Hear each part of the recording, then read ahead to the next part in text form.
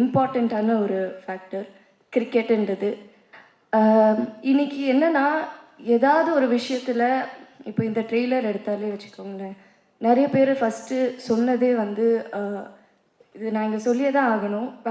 ரஞ்சித் அண்ணாவோட பேர் வந்தாலே வந்து அரசியல் பற்றி பேச ஆரம்பிச்சிட்டிங்களா அப்படின்னு தான் வருது. பேசுனா என்ன தப்பு?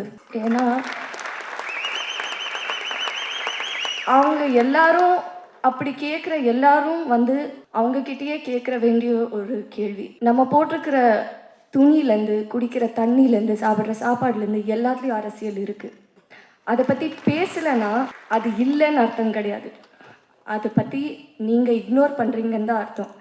ஸோ அதனால இந்த படத்துலேயும் அரசியல் இருக்குங்க. நம்ம எடுக்கிற எல்லா படத்துலேயும் அரசியல் இருக்குதா. அண்ட் ரஞ்சித் அண்ணா அவர் ப்ரொடியூஸ் பண்ணுற படம், அவர் டைரக்ட் பண்ணுற படத்தில் அவர் சொல்கிற விஷயங்கள் ரொம்ப முக்கியம்.